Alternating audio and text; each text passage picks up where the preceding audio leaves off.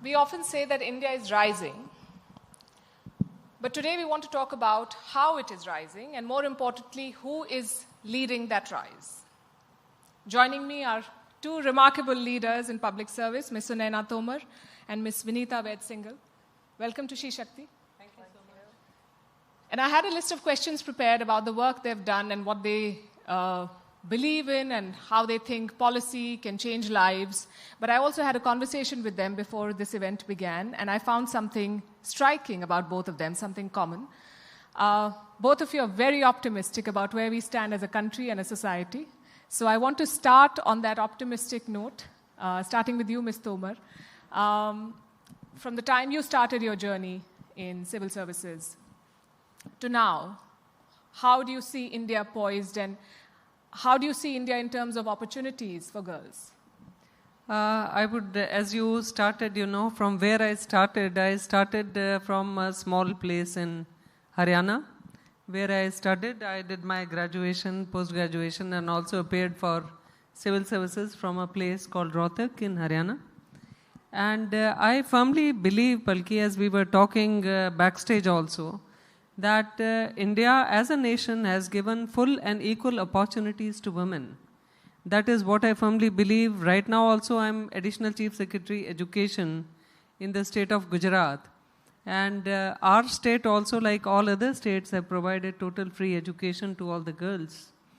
Plus our then Chief Minister, now the Honorable Prime Minister of India, he had launched a special program, to welcome girl students to the schools, wherein all senior bureaucrats, all politicians across, MLAs, MPs, ministers, and the Chief Minister himself used to visit all villages to encourage people to send their girl child to the school. So now I think we have equal opportunity to both the genders. Ms. Singhal, your thoughts on this? Do you think that we are more or less a society that gives equal opportunities to women?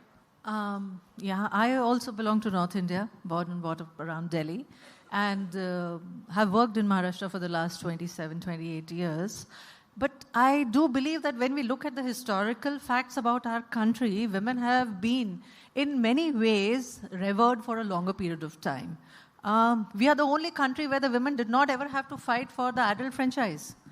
And if you have read your history lessons properly, you know that the so-called developed countries today, they had to fight for the female franchise. They had to fight for labor laws. We have never distinguished between men and women regarding the labor laws, regarding the employment, regarding the franchise. So we have a legacy where women have been given their due respect historically, and more so in the present times, because I realize, and the country realizes, and the policymakers of the country realize, that you simply cannot take a country forward with 51% of its population being left behind. That's statistically impossible, and that is psychologically, socially, emotionally completely impossible. So yes, we are on the right trajectory, and the results are there to see for the rest of the world also. Fantastic. I think we are striving for equality. We've put women on the pedestal, historically, as you mentioned, but today's woman wants equal rights, equal opportunities, and I'm happy to see that both of you remain optimistic about this. Ms. Tomar, let's talk about your specific line of work, education. Education is the first step towards empowerment, we say. And even before we could fully realize the potential of the girls in cities and smaller towns and villages, we have a big disruptor in the form of AI. So as somebody who's working in this field, how are you ensuring that girls get the right skills to enter a workforce that is also changing rapidly? As I told you initially also, we are as a state focusing on girl education in a big way. So we are, seeing to it that all girl students get enrolled in the schools, in the colleges, also in the universities. And when I go to attend any functions in colleges and universities, you see among us the achievers, more are girls. So even as far as skilling is concerned, Government of India as a whole is focusing a lot on skilling of the youth. And in that also I can see, the women are the front runners in that. So with advent of AI, I don't see any disruption to the skilling of women, specifically as a gender. They are being readied by the country to face the challenges. Ms. Singhal, you've served across departments ranging from tribal development to women and child development. What are some of the powerful lessons that you've learned, opportunities that you've spotted, and also challenges that you still see persist? I basically believe that when the right policies have been put in place, what is really important is to iron out the minor problems, which may seem minor at the top, but they are actually the real problems at the local level. If we notice the trends, and ma'am will also agree with me, the trends as we see now is that there's a major dip and the girls drop out of schools and colleges after 10th. Or after 12th. That is the major struggle. And once they start attending college, then the universities, they complete the university courses, of course. So why this 10th and 12th drop happens? It is largely because the schools and the colleges where they are willing to join are a little further off, and there are not enough buses, not enough transportation, or the parents don't feel safe sending their girls, especially in the rural areas. So if you iron out these small problems like providing a right bus or providing a community travel or something for the girls, then, there's nothing stopping these girls from getting the university education. Many a times, even providing remote education to these girls at that point of time irons out the differences, irons out the problems, and the education process can continue for the girls. Till about 10 to 15 years ago, early marriages used to be a big problem. Even the UNICEF report says that till a decade ago, 36% of the girls, even in Maharashtra, used to be married before the age of 18 and 20. Now the trends have changed completely. So these kind of changes are happening in the society. But I realize that it is at the community level, the minor problems, if they are ironed out, then the larger policy initiatives, they really are, we are able to achieve our targets there. Ms. Tomar, Gujarat's universities have produced some exceptional women leaders. How do we go to the next step? How do we ensure that there are more women in decision-making positions, in academia, in research, in innovation? How do we build on the See, Palki, I told you, government can provide a level playing field.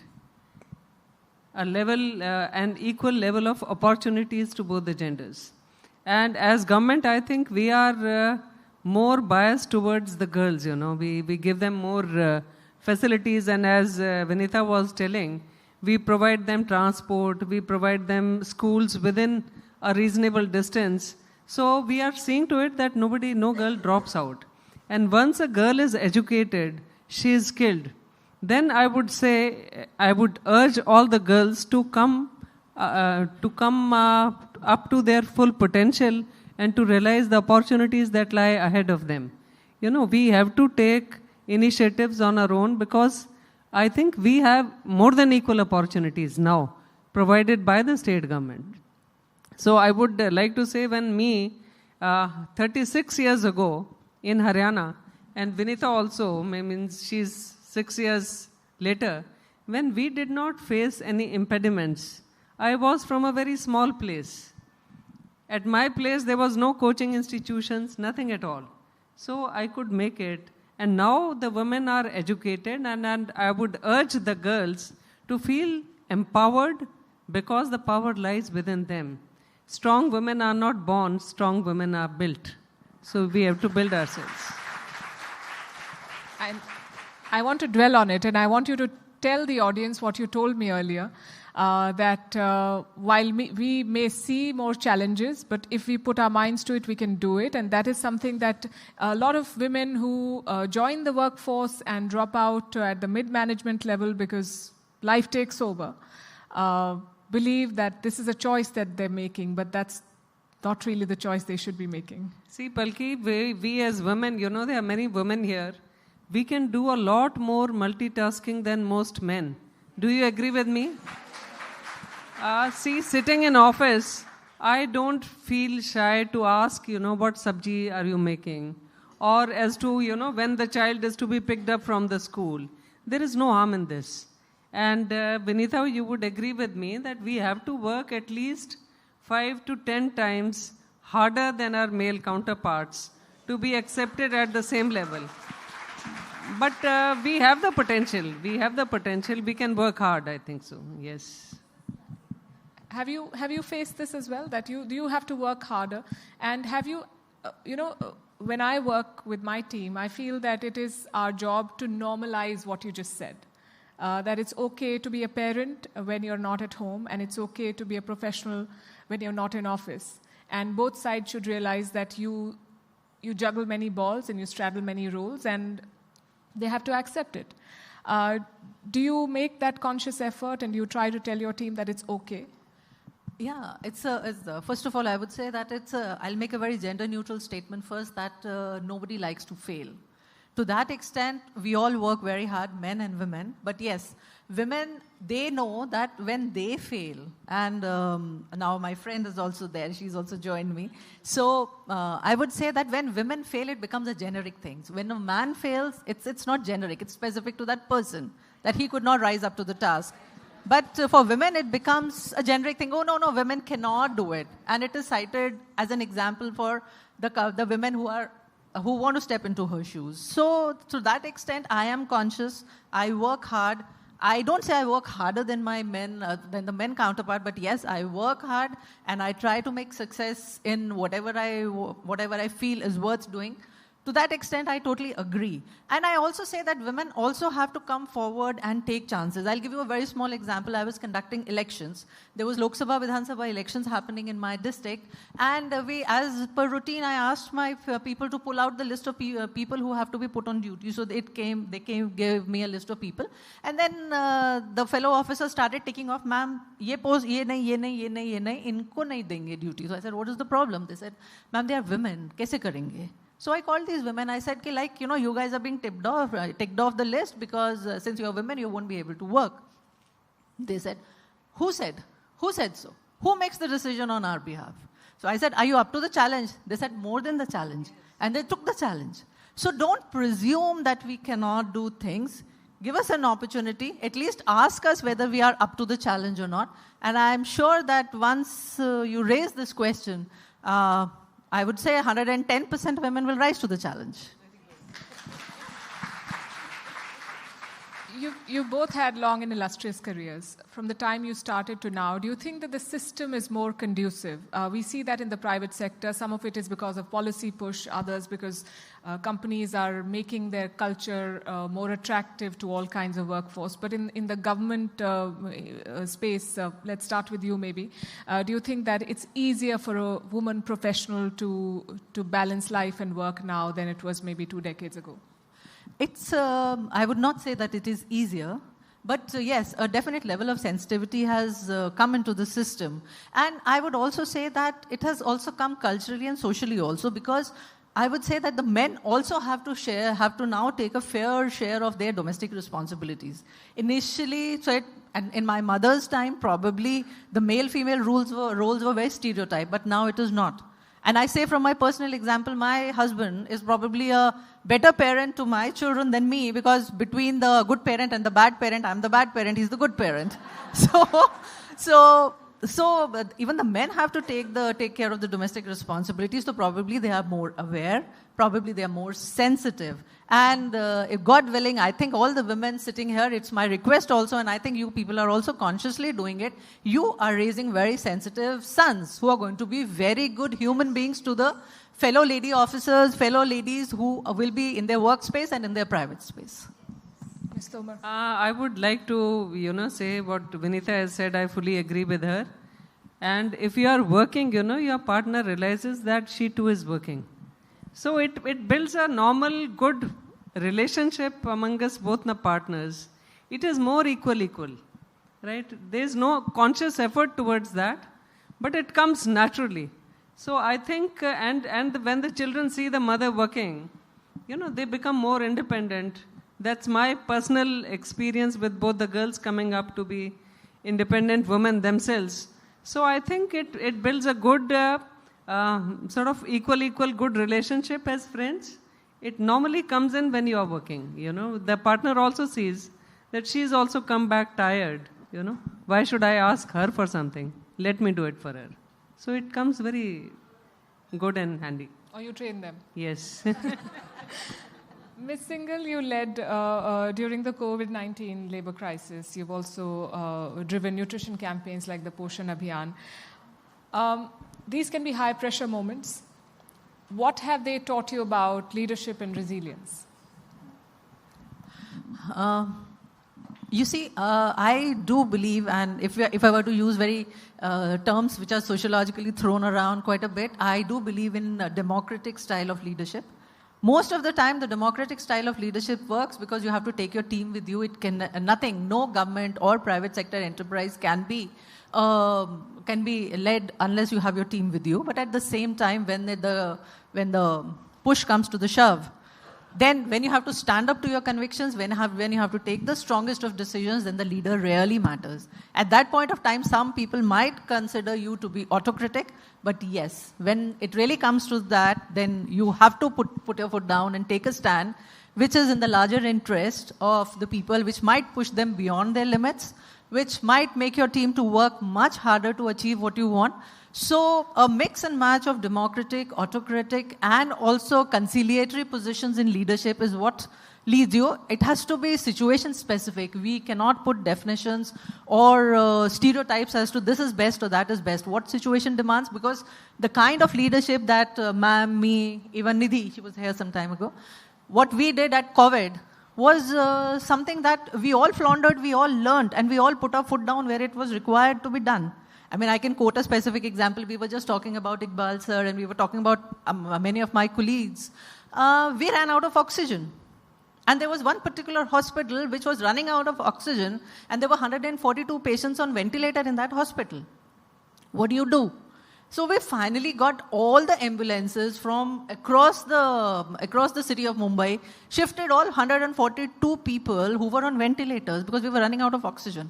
There, if you question my decision making, कि नहीं, अभी थोड़ा और रुकते हैं, अभी और देखते हैं, it's lives on hold because of that. So there, I don't believe democratic style of leadership would have worked, but situationally, you have to grow, you have to evolve, and you have to take your people ultimately with you. That's what happens. I think that's what situations teach you in this service. Very well put. Ms. Tomar, your learnings and your tips for women who are entering leadership roles, who not just in bureaucracy, but in any field, any walk of life, what would you tell them? I would feel, when you manage a household, you can manage anything, It comes, I think the leadership qualities, they come to you very naturally, It is management, ultimately. And as a leader or as a professional working in the administrative service, I have never felt in my life the team differentiating between a man and a woman. You can either be a good leader or be a bad leader. Either an efficient person or an inefficient person. The differentiation of a man and a woman does not stay, that time. And I feel, when you are working as a leader, women especially, my team often tells me, you are like a mother, At times, you have to be strict. But at times, you have to love your team and you have to save them in times of need. So it comes naturally to you, when you manage a household, you manage everything. And there are, women are, maybe I'm biased.